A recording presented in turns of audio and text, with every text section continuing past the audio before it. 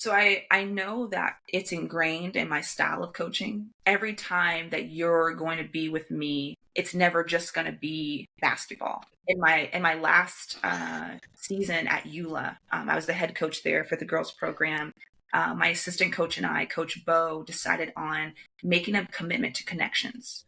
And so we deemed them our daily connections, and that's how we started practice every day. And we had a talented group, but I knew that talent alone was not going to get us to where we were trying to go.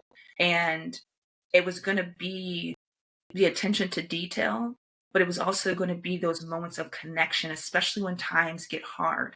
And not only is it connection individually, but it's connection collectively. Because when you're on a team, like I also have to know the innerness of who I'm next to. Because when I know a little bit more about who you are and what drives you and what motivates you, or sometimes what holds you back, like what's your fear, I can then be that supporting teammate. I can be that supporting coach. You are listening to the Beyond the Scoreboard podcast, transforming athletes into leaders on and off the court with host Coach Furtado. Coaches, are you ready to take your passion for coaching and turn it into a full-time career? I know the challenges firsthand, but the Make Money Coaching Sports program helped me take BTG basketball full-time. If you're tired of juggling coaching part-time and want to fully focus on doing what you love, this business accelerator will give you the tools and support to make it happen. Hit the link in the show notes below to learn more and start living your dream. Hello, everyone, and welcome back to another episode of the Beyond the Scoreboard podcast. Today, we are in for a treat as our guest of the day is Sherrie Session. She is the founder and director of Forward Movement. Sherrie, welcome to the show. Thank you so much for having me. Happy to be here. All right, we're excited to get right into it, and I know Cooper is as well. For those that are watching, that's a 7-pound little dog.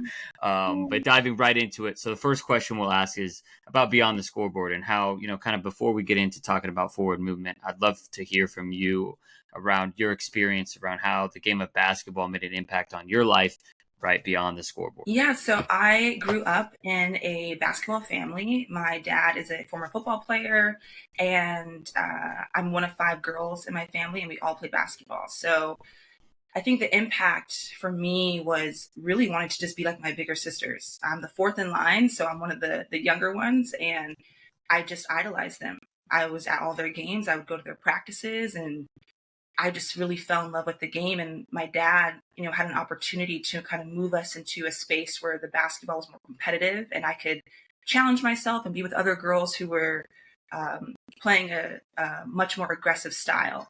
And once we did that, that was it. That was about 5th grade. And I was like, this is what I want to do. I want to get a scholarship. I want to play, and I want to play at a high level. I want to win. I want to win big. And, that's really kind of where basketball has started and always inspired me. And, to go beyond the scoreboard, I think through all of my experiences of now playing in college, coaching in college, playing overseas, it's really helped shape my self-identity, and allowed me to understand how many skills I've learned over the 25 plus years of playing and coaching, that are so transferable to everyday life. And if I don't tap into these skill sets and use them, it's kind of like my experience was for nothing. So beyond the scoreboard for me just looks like application, learning and using all these experiences, this world travel, meeting people, growing, just to make my life better. And as my life gets better, the people around me, I can make their lives better too. Absolutely. And I know that you did get an opportunity to play overseas and be able to connect with so many different international, players and cultures. And that's actually where Forward Movement started. So before we kind of dive into that world, you talked about in 5th grade, you were exposed to like a higher level, like competition. And can you talk about how that exposure at that age really helped you kind of connect and recognize like, oh, like I have, number one, the skill, but there's also opportunity to like play at a high level? Because I feel like that's often what, and I'm sure you'll go into this, is the lack of exposure to high level basketball for girls and even, sometimes boys who don't get that opportunity to play at that next level. Absolutely. I think my dad, again, just having that sports background of football, receiving a scholarship to Claremont McKenna, and playing there, he really understood how sports can play such a pivotal role in a person's life, and how much they can really gain from that. And so I said, like, about fifth grade, we played YMCA. And I enjoyed those years so much. I just played with my classmates, and I started recruiting people early, and all just fun. And you had the snack bags after the games. Right, Everything right. was so fun. And there was just a point where I realized too, like, I'm just the best one here. Like, I'm Mm, not really getting challenged anymore, and I like being the best. It's fun, but I also think that I could, be challenged and grow from better players as well. And we knew that they weren't coming to the YMCA. So my dad, was talking to some other dads, and they're like, yeah, we're taking our daughters over here. They have a club team, and they practice, this many days. They do conditioning. And so once we stepped into that environment, I was like, oh yeah, this is the next step for me. Like, this is where I want to be. And like many of the programs, the high school was a feeder program into the grade school program, and so I would often go to that high school and watch them play. At the time, they had Sade Wiley Gatewood, and she's a household name at Linwood High School, and she went on to play at Tennessee, I think at Maryland also for a year. But she was like the most amazing basketball player I'd ever seen, and I just soaked it all up. And once I got to see their entire squad play, and I heard the interest from colleges, and what they were looking to do after high school, I just was like, yeah, this is what I want to do. And then you hear about going to school for free, and you're like, oh wow, like, I don't have to pay money for that. I think my fifth grade mind just exploded, and not right. really understanding the big opportunity that it really was. Just from the bare bones, I was sold. I was like, I want to go to school for free. If basketball can get me there, well, then that's what I'm going to do. And that's just what I did from there on. I like it, and I feel like it's amazing that you had like that kind of that idol, that person, and going to those games and like seeing that next level. You're kind of even especially in fifth grade, you're wide eyed and you're so ready to take on the world, and but it just gave you a taste, right? That exposure and let you know that it was possible. And so Absolutely. with your journey, um, how do you feel like that really planted a seed to eventually wanting to start a movement like for Yeah. As I look back, even becoming a college coach, I think the seed of like recruitment and bringing people along with you, Mm, um, being on the playground and remembering those early days of like, I'm the only girl. And as soon as I show the boys that I can hang, oh, I'm accepted. And right, so having that just like ultimate confidence, like, no, I'm confident in myself. I know I can do this. And so I'm not going to let them shut me out of this. But also, I'm involved in other activities where I can get more girls involved. So why not ask them, like, hey, you want to come play with me at the YMCA? I have right, this team and we have a lot of fun. And so I think early on, I've always had this mantra of being empowered myself, but then also wanting to empower people around me, and specifically girls. Because my first years playing, I played on an all boys team. And then from there, we were able to find the girls team, and then, just kind of moved on from there. Also being raised in a household of a lot of women, that really, I think, has set the foundation for me and how I see other women and some of the challenges that we go through, and really making forward movement specific to girls. That was big for me. And I think also just having, well, I'll kind of explain this more, but I think this sense of just like not being denied. Everyone wants to feel like there's going to be forward movement to progress in their life, that you're taking the right steps, to your goals, and to the things that you want to see yourself accomplish. But I also have this just burning desire and animalistic like want and need to just not be denied. And so forward movement was just my access, my equity, my opportunity, my equality, that like, if I can't find it here, I'm going to make it. I'll make it myself. I'll design it myself. I'll set the foundation myself, because I just won't let the world deny me of what I truly believe is mine. And that really looks like access and equality and opportunity. And then sharing that with those around you so that they can have a better experience than maybe what I had. Love that. And being able to kind of give back. And I love how Yeah, you share the stories of, starting on the playground as a recruiter and recruiting them into your own process. Maybe people should start putting that onto their resume when they're trying to, be a recruiter for college. But yeah. kind of moving forward and kind of building on what you're talking about with forward progress. Mhm. Before we got on, you got an opportunity to share with me, a little bit of around your story around forward movement. So I'd love to hear kind of how you have the evolution of forward movement and the why, sharing that with our audience. Absolutely. So I shared with you briefly, in 2018, I was leaving a coaching career, and I had returned back to school, got my master's in communication with a focus on PR and marketing. And I just was kind of feeling that, okay, well, I've done everything I'm supposed to do here. I started as a GA.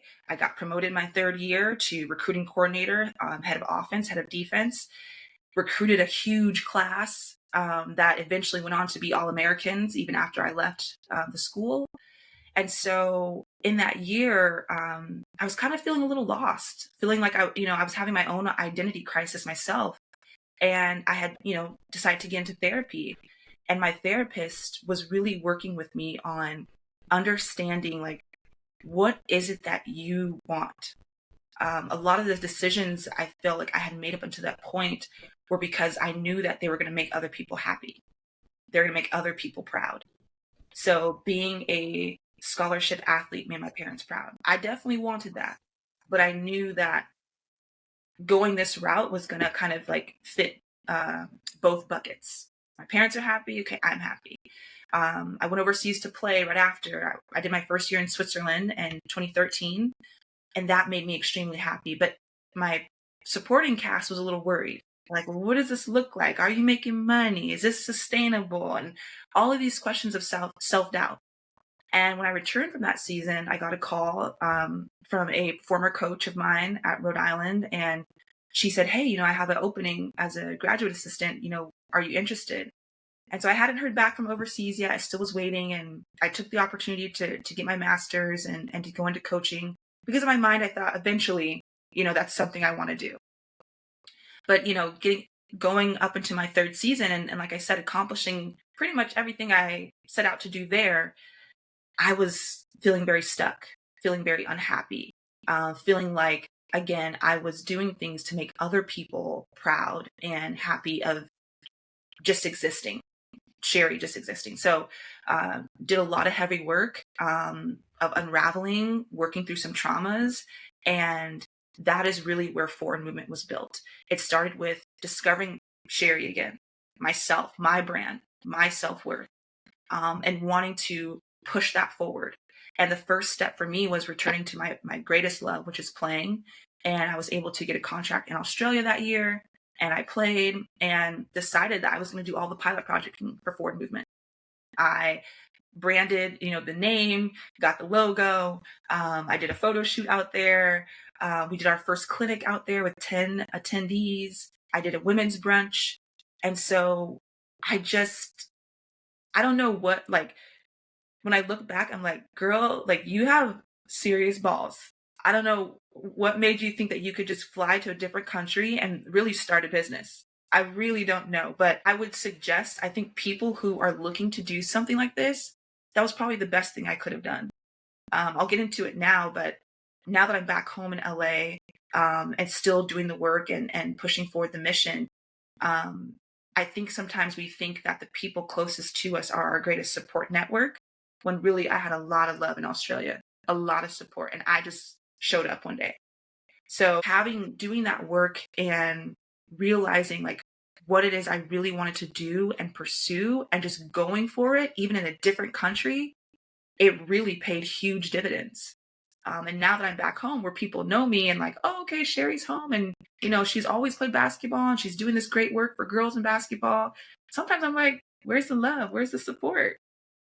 So it's an interesting journey for sure, but really really happy about that 2018, 2019 Sherrie who just decided to pop up in Australia and start a business while she was playing again. No, that's amazing. It's amazing to start a business in another country. And, the business not mind of me is like, what permits did you need and all that good stuff when you were over there? Because I'm sure it wasn't as smooth as let's go to a park and like, let's get a few people and let's get rolling. So, that hats off to you for the courage for that. And then it just sounds like forward movement is at the core. It's like the principle, and it was kind of birthed from your kind of being stuck with it, with identity and your kind of Yeah, challenges. And can you talk about now how with the girls that you get an opportunity to work with and sharing your story, and how does like sharing your story help make connections for them about how to get unstuck and how to find their personal brand? absolutely. I also knew that forward movement was going to be a way to create access and opportunity. Hmm. In the world of AAU, either you're playing on the top team or you're not. Like there's really no middle ground. And I remember playing with other girls who I was great friends with who were kind of in that middle ground. And when we were done, because they didn't get the looks they wanted or they didn't get the school they wanted, they just stopped playing. And so I never want that to be a girl's story who just has a love and passion for sports, for basketball, for movement, just staying physically healthy. Like I don't want that to be your end because you didn't get the ultimate outcome, that everyone else maybe was getting. So sticking to the branding piece and really knowing who you are and why you're doing what you're doing is what really felt like I was setting myself apart from any other camp I'd ever gone to, any other invitational I'd ever gone to, tournament I've ever been to. I mean, we never had people talk to us about like know yourself, right? Knowing yourself can help you make some of the best decisions for yourself. But it's when you're not connected to who you are, like that's when you start to make decisions for other people, right? For what's cool, what's trending. And so I wanted to be able to reach any athlete, whether she was the top of her class or just doing this because it was fun. And it's an activity that looks great on her resume. It's building healthy habits, good skill sets. Any athlete can really gain from forward movement in any capacity. So that to me was like my number one focus. I wanted to make sure that I could connect and relate to all athletes across the board, but specifically girls, given that, I have an experience in sports that many other girls will also have experiences with. And at the time in 2018, like, we're still seeing that big disparity in opportunities. Our camps are not the same as the boys, our combines, our tournaments, the marketing behind our tournaments, right? And making sure that coaches know and can get access to, this talent. Like it's just never been the same. And I wanted to create something where I said, okay, it doesn't really matter if it's the same. As long as you know who you are, you can achieve any goal that you want. And you can either make it or you can find it. But I don't want to have to keep living in this narrative of we don't get the same opportunity as them, so our life doesn't end up the way we want it. 100%. And I think that's really powerful in, helping players find their why. And the other day I actually I just asked a question because I've been doing, this work since like I was 19 years old. I'm talking like kind of this self work. So like I've, I guess quote unquote, I've a little higher level. So I asked them the other day, I was like, do y'all know what self-awareness is? And I was actually very surprised. There's a group of boys and girls that, besides them saying being aware of self, like they didn't really understand. Like even I started asking some questions. I'm like, interesting. Like you don't really know yourself quite yet. And that's an opportunity for, different programs to actually help them figure out who they are. I mean, I think so. I named it BTG Basketball Beyond the Game to help athletes be successful beyond the game, because at the end of the day, like me and you both know, most athletes, right, won't play collegiately, especially professionally. So how can we really make sports that experience? So I'm curious for you, because I would love to learn from myself, and I'm sure the coaches and parents that are listening. How do you help those athletes that you work with really discover who they are? So I know that it's ingrained in my style of coaching. Every time that you're going to be with me, uh, it's never just going to be basketball. In my last season at EULA, I was the head coach there for the girls program. My assistant coach and I, Coach Bo, decided on making a commitment to connections.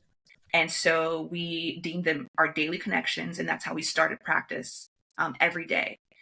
And we had a talented group, but I knew that talent alone was not going to get us to where we were trying to go.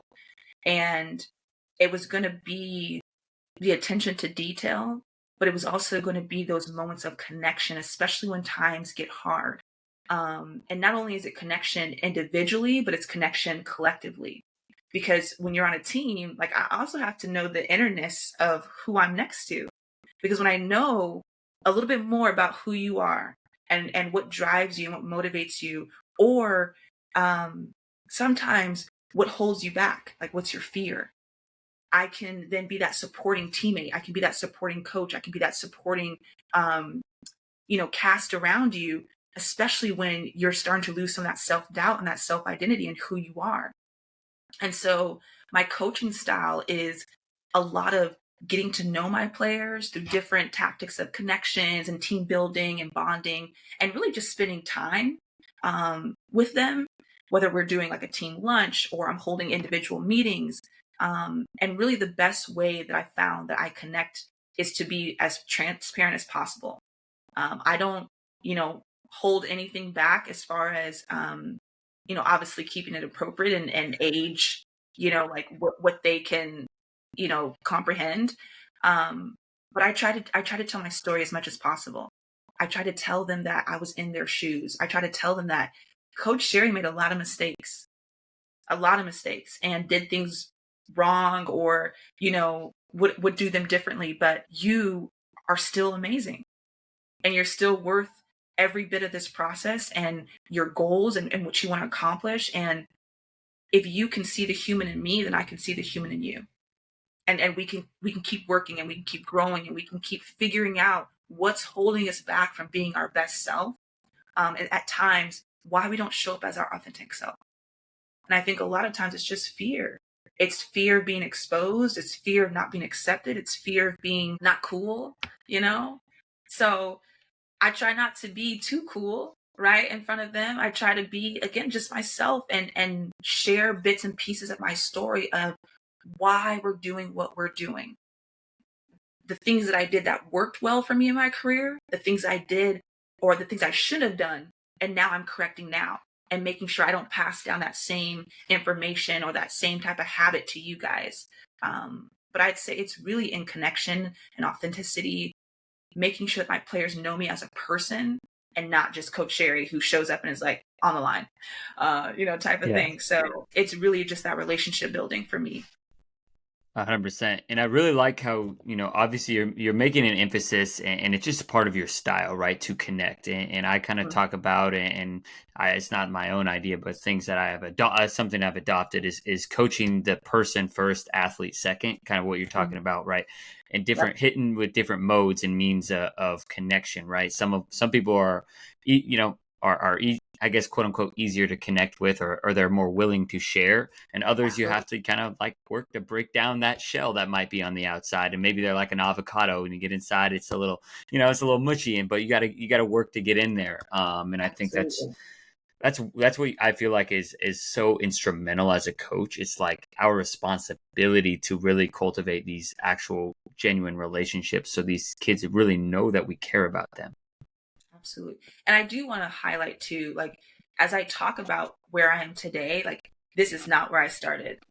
A big part of why forward movement had to be born was because I had to heal from the way that I was treated as a player. And in Hmm. turn, I saw myself treating other players that way.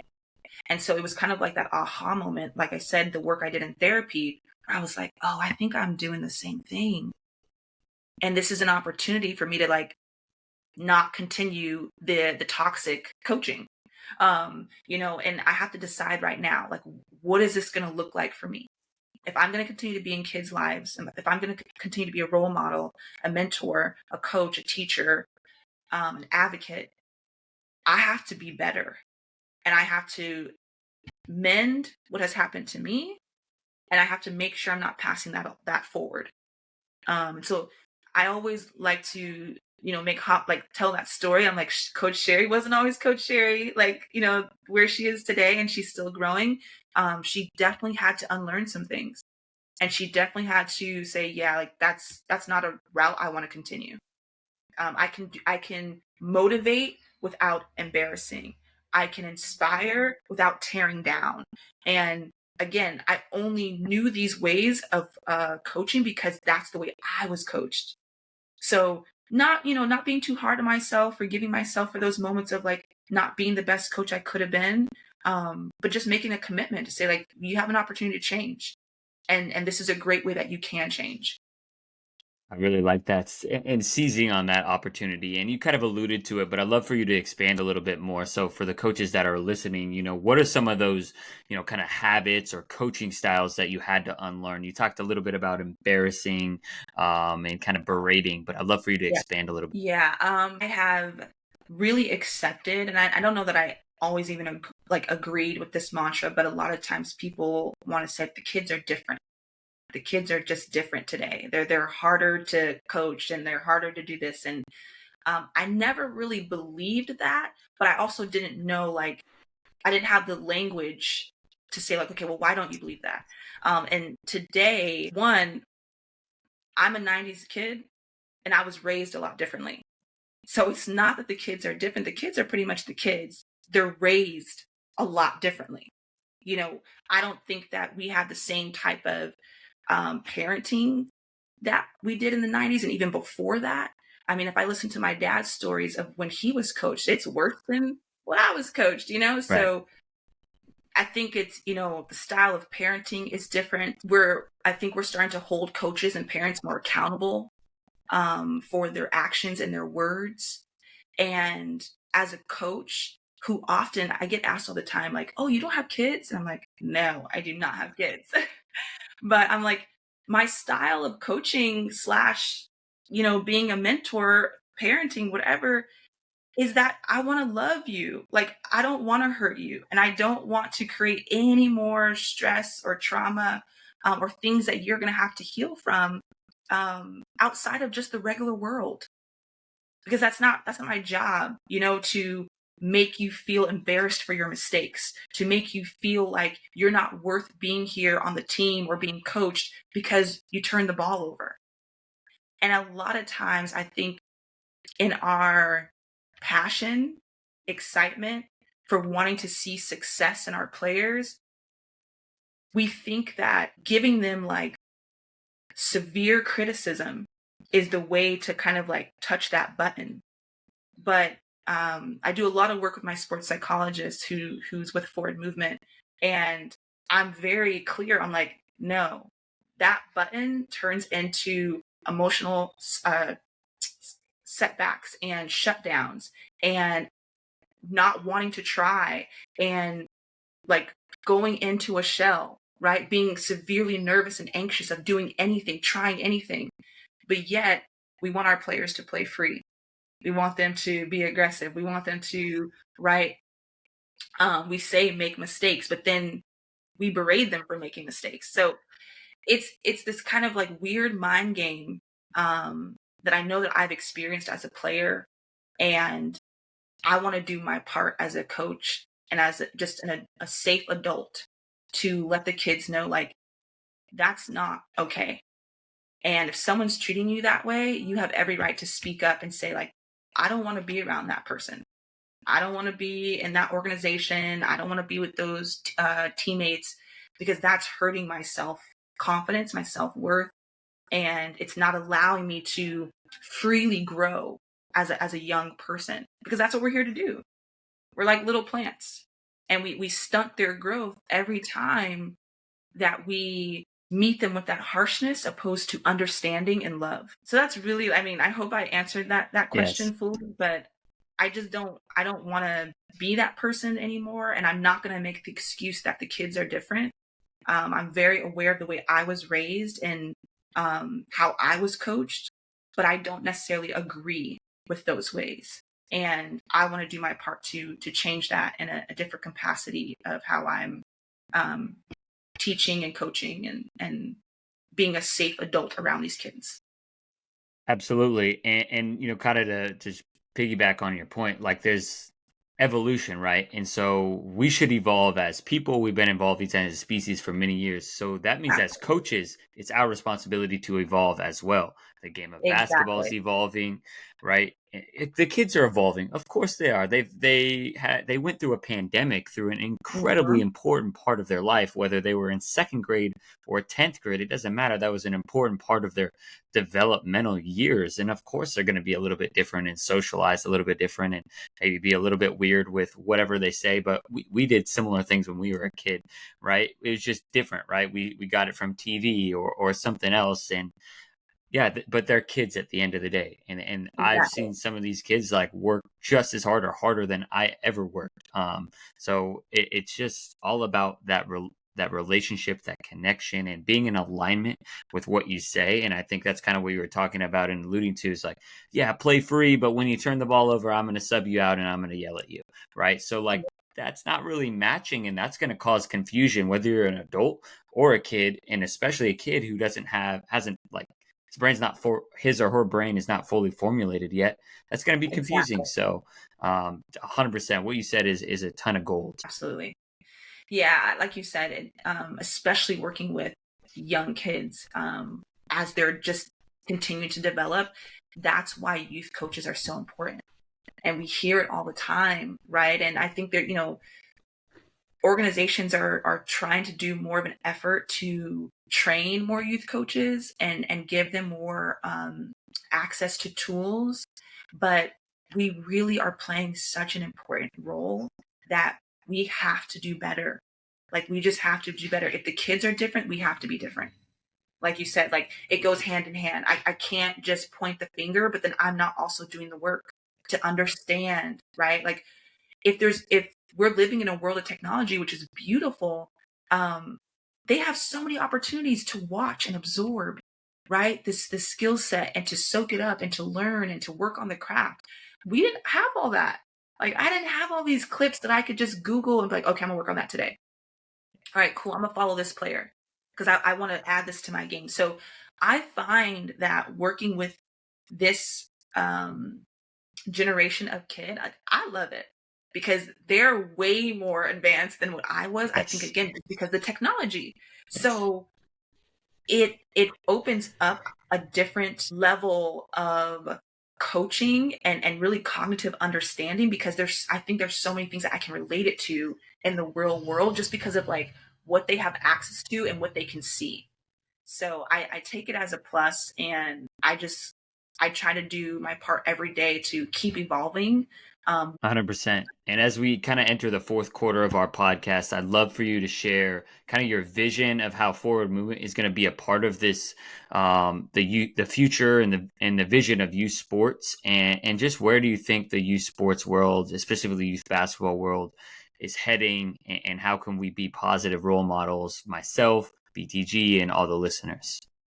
Absolutely. I want to go back to safety. We are seeing that when kids are in safe environments and given the freedom to learn and make mistakes, they really thrive. And we could say that even for adults. Like we all know what toxic work environments look like, and we all know what positive, but also challenging, fun, exciting work environments look like. And we know what type of people we become in those positive environments. So for me, forward movement is that space.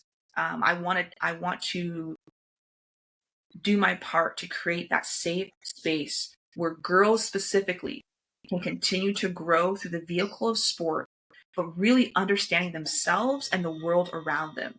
Because if I'm not helping you be a better person and be a contributor to the greater society, sport is really low at the totem pole. So, my whole thing is I see sports really just playing a bigger role in our child development.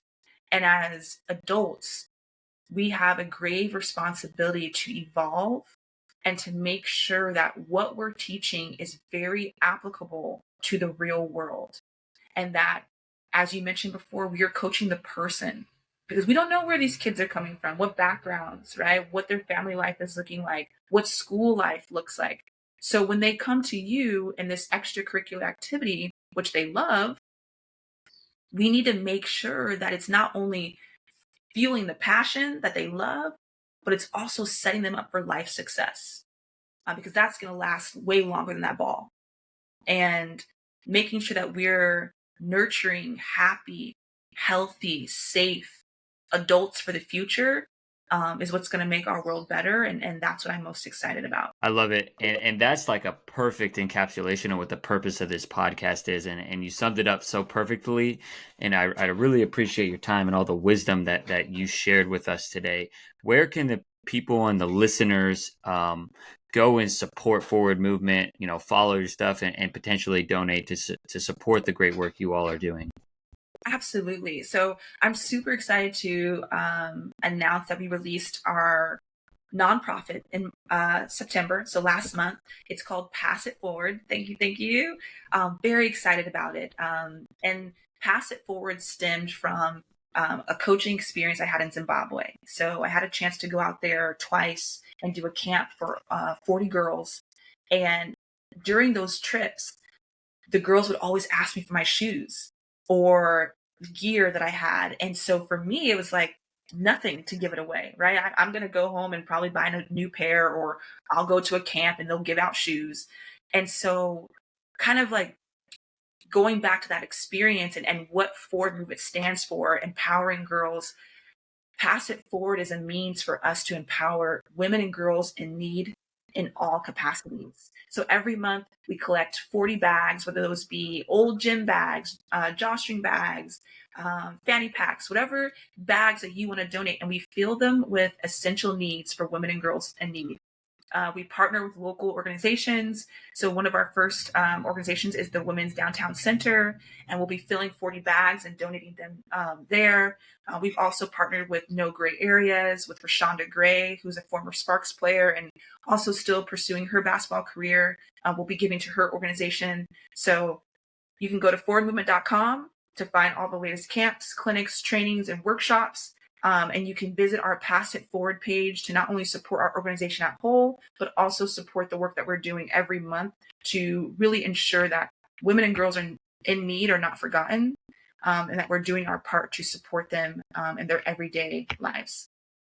Thank you so much for the work you're doing. I mean, it's amazing that you created something that's bigger than just Los Angeles, bigger than just girls basketball. You're creating a really a movement to help women become their best selves and learn from the sport of basketball. So I love what you're doing. BTG Basketball supports what you're doing, and we look forward to the collaborations that come. And thank you so much for your time today, Sherrie.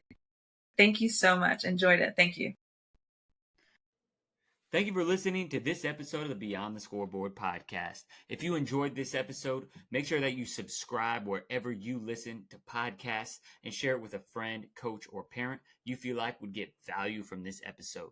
It's our responsibility to impact as many parents and coaches who are the ones that are impacting our athletes. That's how we create a ripple effect. So thank you for being a part of our community, and we look forward to serving you all next week.